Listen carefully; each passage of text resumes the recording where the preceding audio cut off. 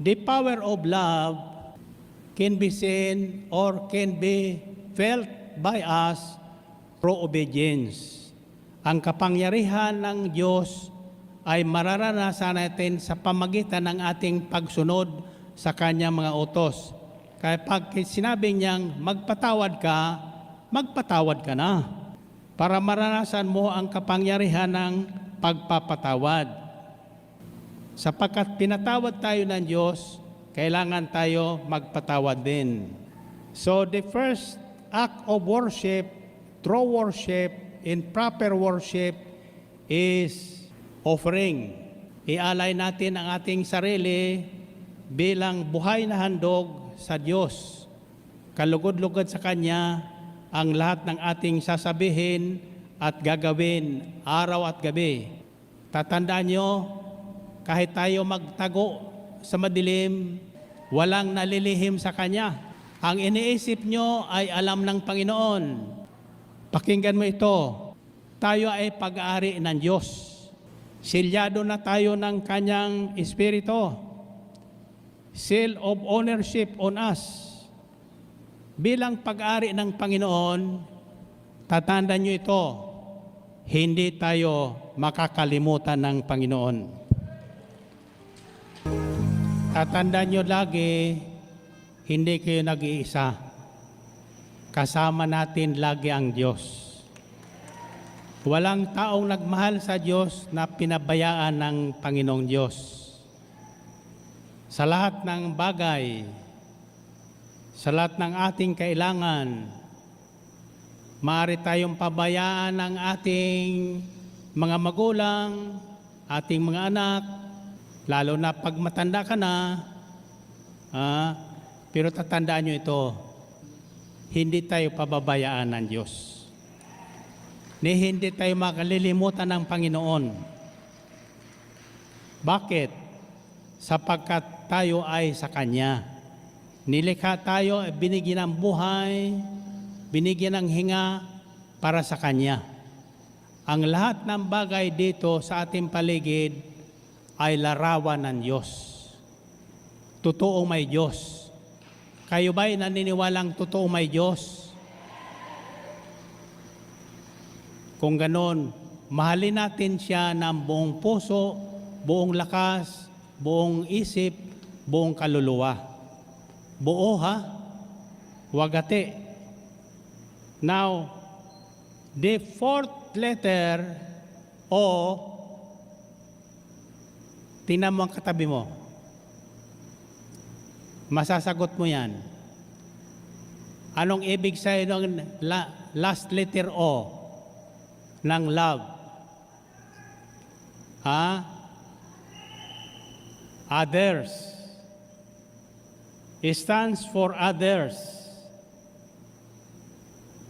In his letter to the Philippians, chapter 2, St. Paul said, verse 3, consider others better than yourselves.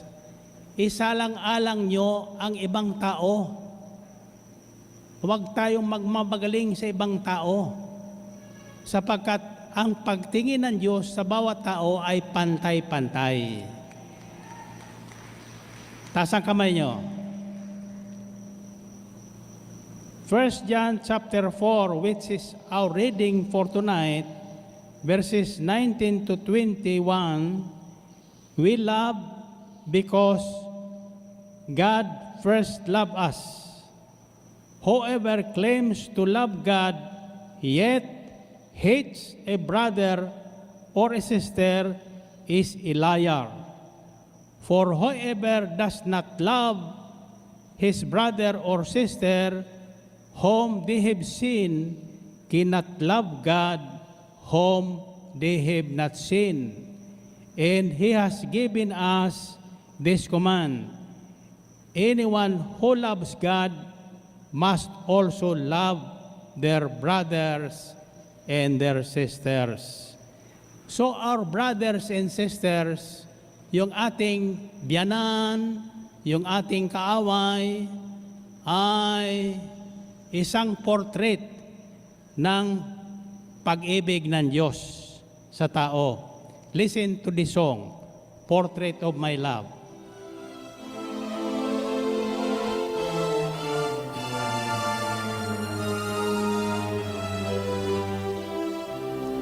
There could never be. Purihin ang Panginoon. Gusto nyo akong umawit niyan? Gusto nyo? Ayaw ko nga. Baka mawala kayo dyan eh. Noong unang panahon, ako'y umaawit. Subalit, hindi talaga yung kaloob ko sa akin ng Panginoon eh. Ang sabi ng Panginoon, ang bigay ko sa iyo, maghayag ng aking salita. Magnilay at saliksikin ang ibig sabihin ko sa kasulatan. At ito ang ginagawa ko ngayon. Binabahagi ko sa inyo ang nasasaliksik ko sa kasulatan sa panahon ng pandemyang tinatawag. Kaya tama ang nasusulat. Sabi sa aklat ng Roma 8:28, and we know that in all things God works for the good of those who love Him according to His good purpose. Ang lahat ng pangyayari ay ikabubuti natin kung mahal nating ang Diyos. Sapagkat sa panahon ng pandemya, hindi dapat lumalayo ang tao sa Diyos, lalong kumakapit sa Diyos. Hindi kumakapit sa pratim, kundi sa salita ng Diyos kumakapit ang taong nagmamahal sa Diyos. At ang taong nagmamahal sa Diyos, mahal niya ang kanyang kapwa, maging ang kanyang kaaway, maging ang kanyang biyanan na kuripot.